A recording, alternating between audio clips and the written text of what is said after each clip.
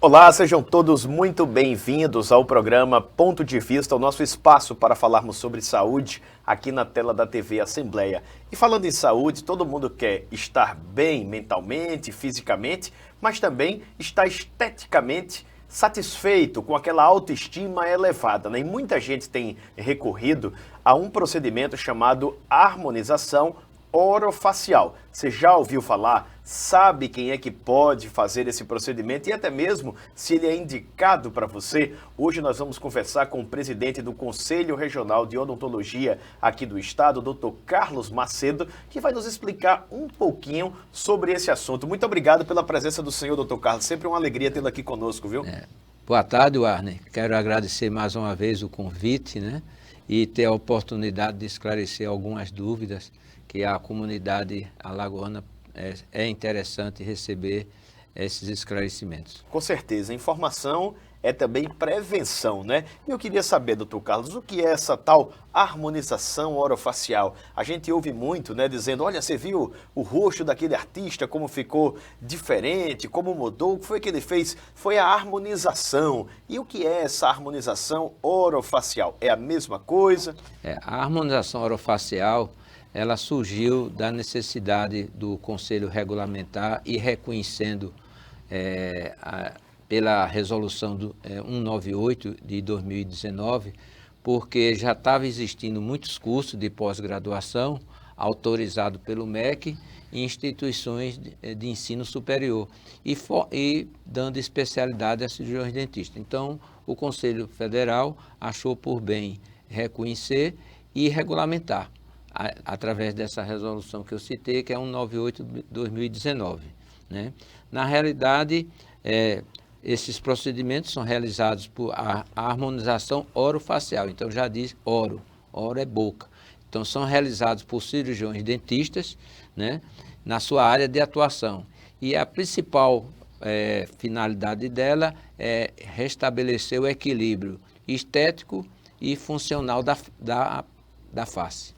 Algumas pessoas podem eventualmente nascer ou acabar por algum acidente, por algum fator externo, perdendo, né, aquela, podemos dizer, o alinhamento em si do rosto, né? Aquele equilíbrio. São normalmente essas pessoas que procuram, há também um apelo grande de pessoas que querem melhorar algo que de alguma maneira não as deixa confortável, melhorar a simetria, mesmo não sendo tão necessário. Isso.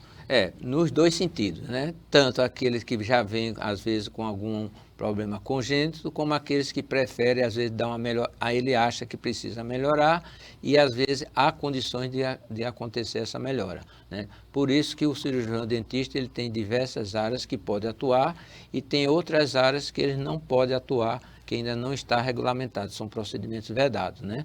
Então, o que eu já posso lhe adiantar em termos de competência do cirurgião dentista, considerando a nossa lei que regula o exercício da profissão, que é a lei federal 5.081 de 1964, não, 66, desculpa, ela diz o seguinte, que o cirurgião dentista pode praticar todos os atos pertinentes à odontologia, decorrente de conhecimentos adquiridos tanto em cursos de graduação como em cursos de pós-graduação. Então, isso é uma área muito abrangente. E, por isso, em cima dessa abrangência, depois foi criada uma outra resolução estabelecendo os limites de atuação. Mas, de imediato, na resolução, quando foi regulamentado, além desse item da lei, temos um segundo item que é fazer uso da toxina botulínica, os preenchedores faciais e também os agregados leucoplaquetários, né? Os agregados plaquetários, desculpe, na região orofacial. Depois, outra região que ele precisa também ter domínio, tanto na anatomia como na histopatologia daquela área que ele está atuando, bem como na farmacologia e na farmacocinética, que é dos materiais que são relacionados aos procedimentos. Uma outra coisa importante para quem está exercendo a harmonização e que também a comunidade precisa saber e conhecer, é que ele pode fazer a introdermaterapia e o uso de biomateriais que são os indutores de colágenos. E, por último, realizar procedimentos de laser, a laserterapia. Então, todas essas áreas aí, o especialista em harmonização facial, ele está podendo atuar. Só que isso ficou um pouco abrangente. Aí foi quando foi necessário surgir a resolução 230, né, de agosto de 2021, que aí estabeleceu os procedimentos vedados, que na realidade são 6 procedimentos vedados diretamente, que ainda hoje está em validade, e tem mais uns outros que não são odontológicos, que também são vedados, que são mais 6. Entre os vedados temos a alectomia, que em termo popular seria a redução da asa do nariz, a blefaroplastia, que geralmente é uma carnosidade que aparece em torno da sobrancelha. Temos também o lift de sobrancelha, a otoplastia, que popularmente é conhecido como a orelha de abano, né? Rinoplastia e o facelift. Então, esses procedimentos que eu citei são procedimentos vedados, que não são permitidos pelo especialista em HOF, que é a harmonização orofacial, atuar. Então, o cirurgião dentista, até o momento, ele não pode atuar nessa área. Mas como a saúde e a ciência é muito evolutiva, ninguém sabe se daqui para lá, um dia o cirurgião pode atuar. Mas são áreas não pertencentes à odontologia. E nesse momento, qual o motivo pelo qual o cirurgião dentista, o odontólogo, não pode fazer esses procedimentos, doutor Carlos? Exatamente, precisa de um aprofundamento na grade curricular para poder ele ter uma segurança, né, e poder atuar nessa área, né, porque são áreas que são ricas em vasos, em nervos, e que pode acontecer uma mutilação no paciente e deixar uma sequela. Então, por isso, e como o Conselho Federal, tanto regionais, ele preserva não só o dentista, mas também a comunidade, claro, que é onde ela mais precisa dessa orientação. Agora, também tem aqueles procedimentos que não são odontológicos, mas também são vedados e que já foi encontrado cirurgiões dentistas atuando nesses procedimentos, como a micropigmentação de sobrancelhas e lábios, a maquiagem definitiva, o design de sobrancelha. Temos também a remoção de tatuagem, tanto faciais como do pescoço, é outro procedimento que não é permitido, e o rejuvenescimento de colo e mão. E o último, que ainda tem colega que insiste, é o tratamento de calvície e aplicações de capilares.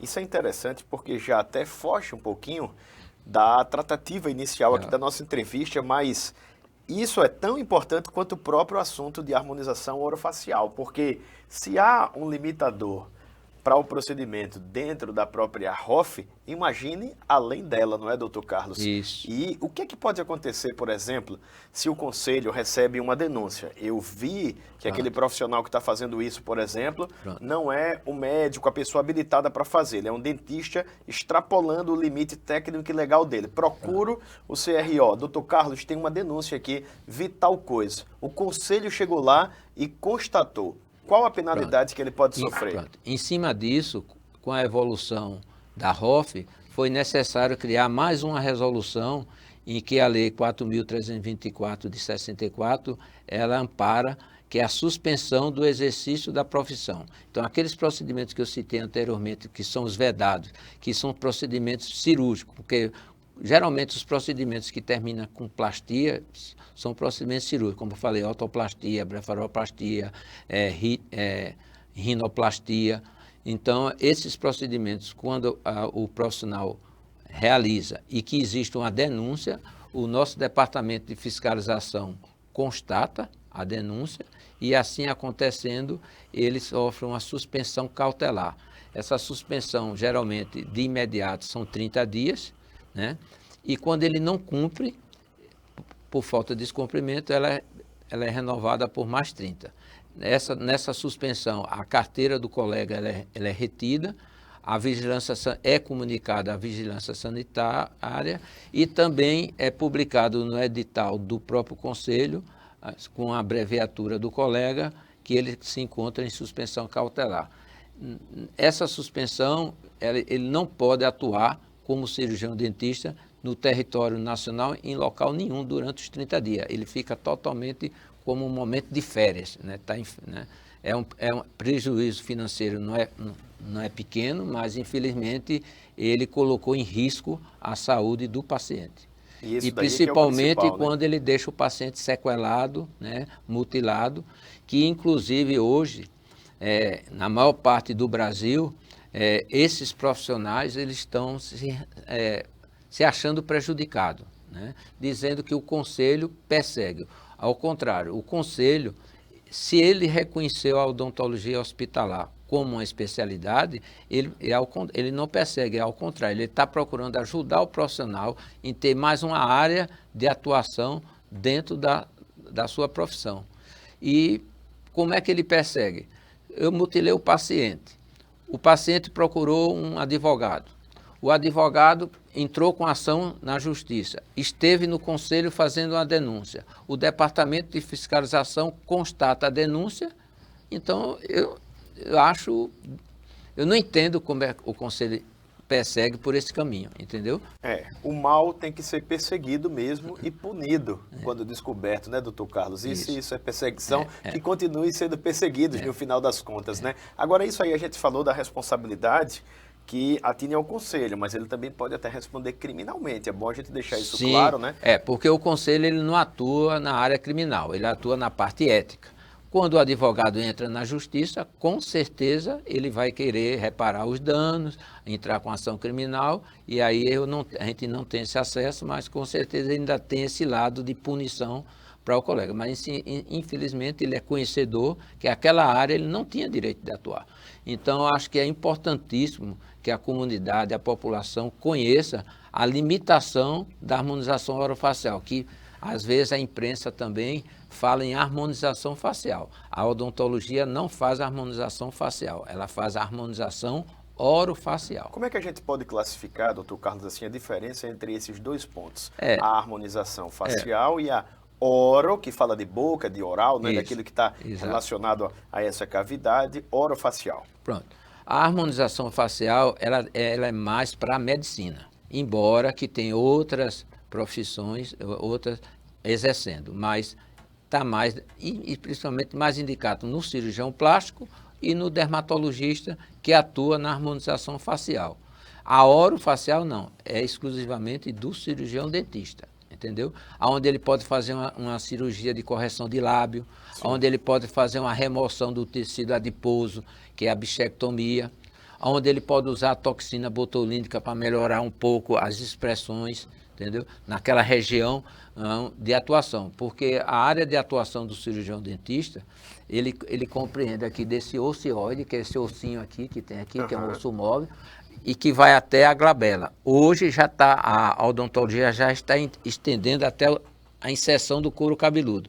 E da glabela, que é essa partezinha saliente, a outra glabela. Então essa é a área de atuação. Só que nessa área tem parte cirúrgica, o nariz. Que o senhor explicou há pouco, né? Que não pode, a blefaro, que está na sobrancelha, que não pode. Então, essas áreas cirúrgicas que não podem, mas as demais partes do rosto, que ele pode aplicar uma toxina, ou um preenchedor facial, ou um agregado plaquetário para indutor de colágeno também. Isso aí é totalmente permitido pelo cirurgião dentista. Eu tenho certeza que tem alguns estudantes de odontologia nos assistindo, profissionais que estão começando a carreira agora e se interessam pela harmonização orofacial. Aqueles profissionais da odontologia que querem seguir nesse ramo, o que é que eles precisam fazer, doutor Carlos? Pronto. Ele tem que procurar um curso de especialização, né?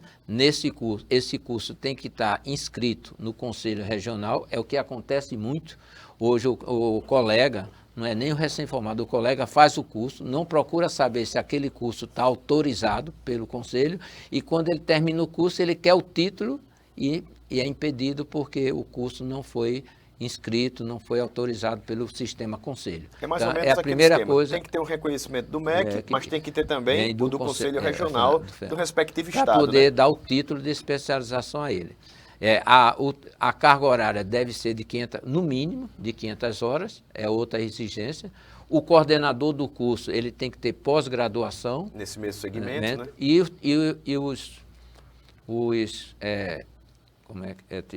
deixa eu ver assim, os professores. Os professores, sim. a carga, o corpo docente. Sim, perfeito. O corpo, era a palavra que estava fugindo. O corpo docente tem que ser especialista. Entendi, porque Esses são isso garante, critérios, né, podemos dizer assim, garante tanto para o colega que está né? fazendo, né, e também uma segurança na formação dele. Aqui em Alagoas, por exemplo, nós temos faculdades, instituições que possibilitam essa formação? Tem. E como é que tem sido a procura? Olha, hoje como a harmonização é uma coqueluche, não só na medicina como na própria odontologia, então a procura é grande, né? Só que infelizmente tem pessoas que não se atentam nessas áreas de vedação. Aí é onde exatamente acontece mutilações. Aqui mesmo em Alagoas, né, já aconteceu, não posso citar porque claro. É sigiloso, processo mas aconteceu de pacientes ficarem mutilados, né, culpar o conselho, né, quiseram entrar até com ação, se vocês fiquem, mas a obrigação do conselho é fiscalizar quando ele recebe uma denúncia ou até vezes quando há uma fiscalização ex officio. Mas a fiscalização de Alagoas, inclusive, ela recebeu uma premiação no ano passado em termos de percentual, como foi a melhor fiscalização a nível nacional. Então a gente está bem tranquilo com o nosso corpo de fiscalização, não só na harmonização, como também em outros procedimentos, em outras coisas. Porque o Conselho ele não fiscaliza a área de biossegurança. A área de biossegurança é da vigilância sanitária. Ele fiscaliza a parte de documentação. Se o colega está inscrito, se ele está exercendo, se ele tem aquele CRO na placa, para poder facilitar a comunidade visualizar que aquele dentista é um cirurgião dentista habilitado. Então, nessa parte de documentação. Biossegurança, quando o senhor se refere, que é a atribuição de fiscalização da vigilância sanitária, são as condições de higiene daquele ambiente? Isso, exatamente. São as condições de higiene. Que quando o Conselho faz um momento de fiscalização, que vai ver, como eu lhe falei, a documentação, e ele verifica que aquele local está um local insalubre, que precisa da vigilância estar lá, é a obrigação de ofício o Conselho comunicar à vigilância de ele comparecer ao consultório ou à clínica do colega para fazer o trabalho de fiscalização. Então são atribuições distintas, porém, na prática, complementares, né, doutor Carlos? Mas, graças a Deus, aqui em Alagoas, a parte de biossegurança ela tem andado muito bem com os colegas. Né? Agora, com relação a essa atribuição de fiscalização que o senhor falou, como é que ela é desenvolvida aqui em Alagoas? É rotineira? Ela acontece somente após provocação? Como é na prática? Não, nós temos a equipe de 4 fiscais, né? Quando eu entrei no Conselho, eram 2 fiscais com dois veículos. Aí o Conselho Federal, a nível nacional, procurou intensificar a fiscalização em todo o Brasil. Então, hoje a Alagoas tem 4 fiscais e 4 veículos.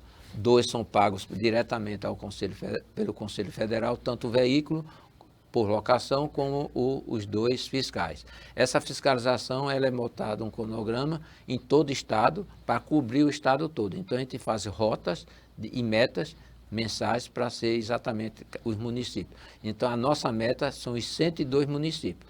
O único município que a gente não consegue fazer 100% em todos os consultórios se chama Maceió e Arapiraca pelo tamanho. Mas os demais municípios, 100%, tanto a rede pública como a rede privada, ela é totalmente fiscalizada. Outra coisa Isso por determinação, inclusive, até quero esclarecer, que foi uma grande reclamação dos colegas. Mas eu nunca fui fiscalizado, para que isso? Isso foi uma determinação. Né, doutor Carlos? A própria categoria quer, né?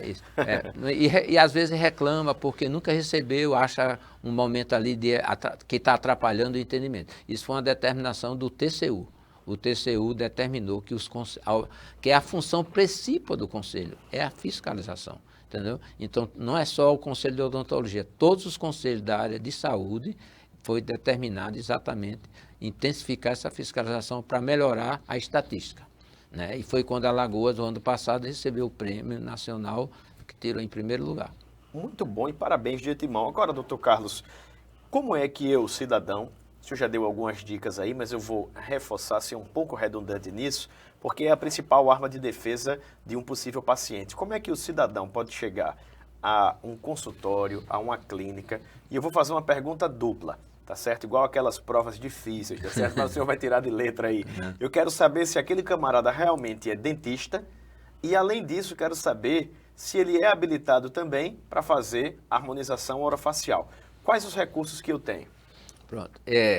Primeiro, se ele quiser saber, ele pode entrar pelo site do Conselho Regional de Odontologia, que lá tem um local que vai mostrar todos os profissionais inscritos, como também todas as clínicas regulamentadas, né? Porque clínica, que é a gente chama EPAO, que é uma empresa de assistência odontológica, ela também tem que estar inscrita. E, para isso, ela tem que estar na placa. Por isso que na visita do fiscal, a primeira coisa ele vai olhar se o Arne tem o CRO dele. Se não tiver, ali já dificulta a comunidade saber que o Arne é dentista. Então, na recepção, já tem que ter uma placa visível. Na fachada. Na fachada, na área externa do prédio, né? Na área externa do prédio. Já tem que estar o número do CRO do profissional e, se for uma clínica, o número de inscrição da empresa de assistência odontológica, que é a EPAO. Tem que estar lá na fachada. E o responsável técnico. Quando é PJ, que é uma pessoa jurídica, tem que ter um responsável técnico. Ele que responde por todos os outros profissionais. Isso é muito importante porque, às vezes, a gente passa e vê até nas ruas, vou me referir a Maceió, que é onde eu circulo mais, e a gente vê uma multiplicação de clínicas, né, principalmente nas áreas mais afastadas. Isso. E a gente passa, olha e diz, meu Deus, será que essa clínica é regular? O senhor pode falar. Pronto, pegar o foi gancho. Bom. Isso aí até eu peço para a comunidade nos ajudar. Quando ele verificar um estabelecimento odontológico que não tenha na fachada, que tenha o nome do cirurgião dentista, mas não tenha o CRO, que ligue para o conselho, essa denúncia é feita pelo portal. Tem um portal dentro do site do Conselho Federal que você faz a denúncia ou liga quem te orienta como é que ele faz a denúncia, porque hoje a denúncia ela não pode ser verbal, ela tem que entrar pelo portal de denúncia. Tem que ser formalizada, e aí, né? aí vai nos ajudar e facilitar a fiscalização, melhorar aquela visualização. A partir do momento, doutor Carlos, que se percebe ali que eventualmente aquela clínica é regular, o dentista ali realmente tem um CRO, como é que eu faço para verificar se ele tem essa habilitação para harmonização orofacial? Isso não só na harmonização, em qualquer área da odontologia, o colega só pode colocar na placa ortodontista, vamos supor, o que faz canal endodontista, ou o especialista em ROF, que é a harmonização orofacial, se ele tiver a inscrição dele de especialidade registrada no conselho. Então, é o primeiro passo. Por quê? Porque o conselho vai analisar toda aquela documentação do curso que ele realizou para poder referendar a especialidade.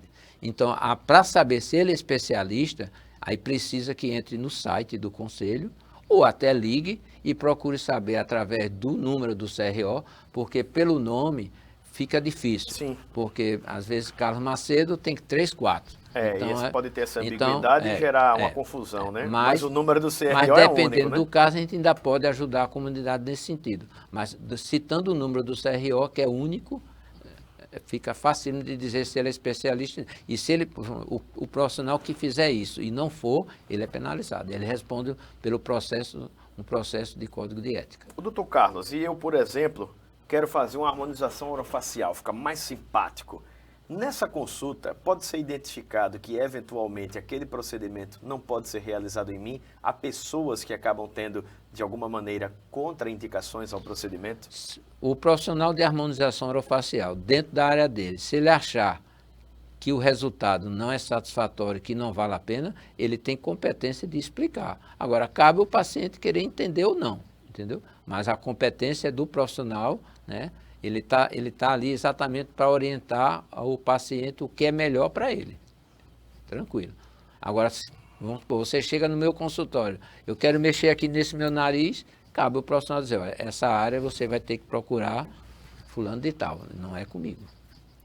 Há essa possibilidade, então, né? Sim. E há casos em que, clinicamente, podemos dizer assim, no momento ali dessa anamnese, dessa avaliação, pode ser percebido eventualmente que aquele procedimento oferta algum tipo de risco e é melhor aquela pessoa não fazer também? Sim, por isso mesmo, cabe o profissional, ele é especialista, então o dever dele é orientar o melhor para o paciente, né? Se for da área dele, melhor ainda. Se não for, ele só faz encaminhar. Olha, esse nariz eu não posso te dizer nada. Você vai ter que procurar um dermatologista, um cirurgião plástico, e embora que tem outros áreas fazendo, na área da farmácia tem gente fazendo, na área da biomedicina também tem gente fazendo, mas aí eu não vou entrar nesse mérito. Tem um outro ponto interessante. Como é assim na prática? Eu quero chegar lá e deixar o meu nariz fininho, o queixo um pouco mais afilado, e o profissional faz ali uma simulação de como é que eu vou ficar. Se eu achar que aquilo dali não está dentro do que foi combinado, como é que fica essa situação? Acontece esse tipo de coisa também, doutor Carlos? Por isso que acontece muito, porque o profissional tem que ter esse cuidado, porque o paciente vai, às vezes, através de internet, o resultado seu não pode ser igual ao meu. Então, aí é a hora que o paciente tem que ter a esperteza, a sabedoria de explicar ao paciente, olha, a gente vai melhorar. Agora, o resultado poderá não chegar a 100%. Na saúde, infelizmente, né, nada pode chegar a 100%. Tem coisas que não conseguem chegar a 100%. E é bom que isso fique claro previamente, né? Até para evitar um conflito, né, lá na frente, judicial, né, de insatisfação do paciente com o colega achando que o colega não é capaz. E o senhor desculpe meu desconhecimento, eu nunca fiz essa... Não, mas é bom porque a comunidade... Fica sabendo, como a gente diz no popular, essa minha lataria aqui é original. Vamos supor que eu estou indo lá no seu consultório hoje, doutor Carlos, e digo assim, doutor Carlos, mas eu queria ver mais ou menos como é que vai ficar. É possível fazer essa apresentação prévia tentando evitar qualquer dilema posterior? Existem recursos tecnológicos, técnicos? Tem recursos tecnológicos que ele tem como mostrar ao paciente o quanto ele pode melhorar. Muito bom, né? Porque isso daí ajuda a tentar, vamos dizer assim, deixar mais próximo o resultado do acordado e evitar essas complicações. Por isso que é importantíssimo ele atuar na área dele, porque ele atuando na área dele, ele tem ferramentas suficientes para ver o que pode, até onde pode chegar e deixar o paciente ciente até onde ele consegue chegar. Eu tenho uma última pergunta para fazer ao senhor, que a gente tem 3 minutinhos apenas e eu ainda vou liberar um tempo para suas considerações finais, como sempre fazemos. Vou citar um caso concreto aqui, dizendo inclusive nomes, porque foi veiculado nacionalmente nas principais emissoras, o caso daquela ex-dançarina do Tchan, da Sheila, se eu não me engano, Carvalho. Ela fez vários procedimentos de harmonização, eu acredito que não apenas facial, mas também orofaciais. E depois ela percebeu que, na ótica dela, naturalmente, tinha exagerado um pouco. E ela quis retroceder em alguns daqueles procedimentos. É necessário que a pessoa, antes de tudo, tenha muita convicção do que quer fazer. Primeiro, porque coloca a saúde em jogo. E segundo, porque também gasta dinheiro e ninguém tem para estar gastando assim, né? É possível realmente desfazer e deixar como antes do procedimento? Tem procedimentos que conseguem. Tem procedimentos que conseguem, né? E até mesmo os procedimentos cirúrgicos, né? Dependendo quando o paciente, o profissional mutila ou deixa uma sequelazinha, o cirurgião plástico ou um dermatologista que tem a competência, ele consegue reverter. Mas tem procedimentos que, infelizmente, é irreversíveis. Então é preciso ter muita cautela mesmo, né? Dobrada, né, doutor Carlos? Agora também tem isso. O paciente, às vezes, praticamente obriga o profissional a fazer. Cabe ao profissional ter a consciência de eu não vou fazer. Se você quiser fazer, procure outro local. Com certeza, entendeu? Porque ele se resguarda, né? Mas, infelizmente, tem pacientes que às vezes exigem e quando acontece, aí se arrepende, né? Eu não vou entrar no mérito da Sheila, porque eu não sei, e nem sei se ela fez com o cirurgião plástico ou dermatologista ou o dentista harmonizador orofacial. Mas o bom é saber que, pelo menos no caso do orofacial, há procedimentos que, o orofacial, possível, como eu lhe falei, é o que? É a aplicação de toxina, de um preenchedor labial, os agregados leucoplaquetários, os indutores de colágeno, são procedimentos que, até mesmo a toxina, como todo mundo que é o mais elementar, depois de um certo tempo ela perde o efeito. Aí a pessoa tem que ir lá reaplicar. Muito bom. Tivemos aqui uma aula de harmonização orofacial com o Dr. Carlos Macedo, que é presidente do CRO, o Conselho Regional de Odontologia, aqui de Alagoas. Eu vou facultar esse minutinho final, Dr. Carlos, para o senhor mandar o seu recado para a nossa audiência, fazer a sua consideração final. E se quiser, pode fazer aqui direto para essa câmera à minha esquerda, que está aí focando no Senhor. Fique à vontade. Pronto. Primeiramente, mais uma vez, né, agradecer essa oportunidade, tanto para a comunidade como para alguns cirurgiões dentistas, principalmente os que estão iniciando a sua profissão, né? Qualquer dúvida com relação, se for colega, procure o conselho, que o conselho está lá à disposição para esclarecer exatamente o que é permitido e o que não é, embora que, como eu citei aqui as resoluções, é só o colega entrar no site do CFO, entrar tanto na resolução 198, a 230 e a 237, que ele vai entender detalhadamente o que pode, o que não pode, quais são as penas previstas.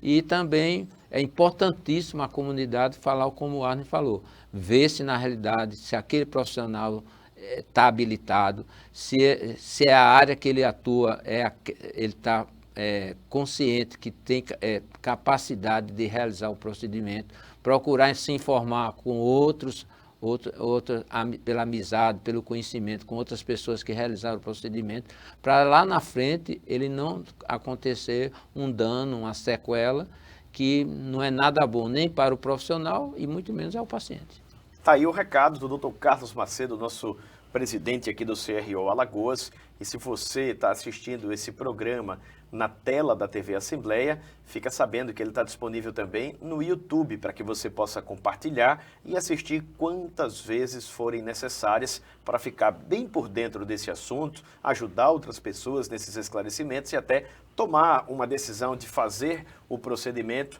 com segurança, com tranquilidade, sabendo todas essas nuances que o envolvem. Até a próxima, muito obrigado pela sua companhia e fique com Deus.